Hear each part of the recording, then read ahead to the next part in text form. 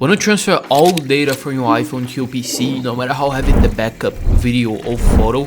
I'll show you two step-by-step methods that I've used for years. First, the free iTunes backup and transferring files. Then, the faster method that I use to transfer huge files and backups, like 4K RAW footage for my own videos, and transferring photos and documents. By the end of this video, you'll know exactly which one works best for you. Starting with the backup on iTunes, and it's very simple. If you don't have iTunes yet, the link is down here in the description. When you have opened your iTunes, you want to make sure to connect your iPhone to your PC via cable, and once you've done that, you need to unlock your iPhone, go to home screen and choose trust this device.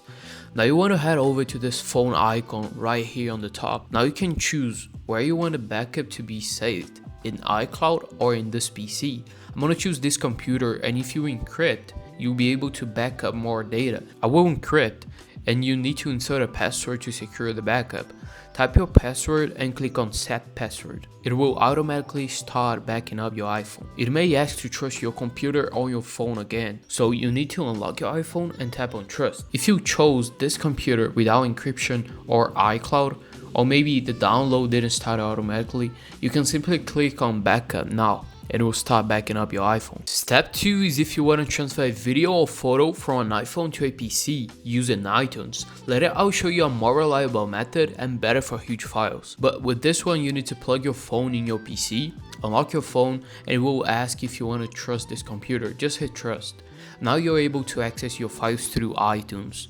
Inside it, tap on the phone icon here at the top and go to file sharing.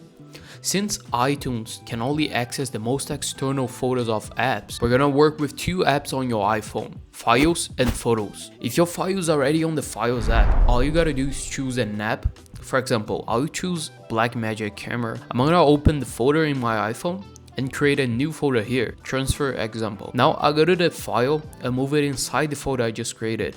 Now I'm able to access it in my PC, hit save and download. If your file is not in the Files app, it's easy.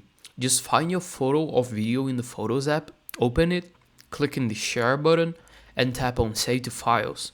Now you just gotta do the first process. So iTunes does the job for basic transfers, but when it comes to really heavy data like a full backup or multiple 4K videos, it is not always reliable. In fact, I've seen users reporting that their backups failed, and in some cases, they lost their data. So to do this job, I've been using iMazing for a long time. The link is in the description, and let me show you how simple it is to back up your iPhone, and then I'll also show you how to transfer your files. So if I want to back up my entire phone, I connect my iPhone to my PC, open iMazing, and click on backup. You have access to some backup configurations like encryption, location, snapshots, and schedule a backup. I'm not gonna change anything here, so just click backup and it will instantly start your backup. Now, if you want to transfer videos, photos, or file, it is so easy. Here inside iMazing, you can click on Photos app icon. It will literally open your gallery. Here you can select multiple videos or photos and click on export from phone to PC. Click on next, select the location and done. It is downloaded. But if your photo or video or file, it is not in the gallery, it is in your Files app, for example, you can come back, click on More and File System. You can navigate on your Files app and download anything by clicking on Copy to PC. It is that easy.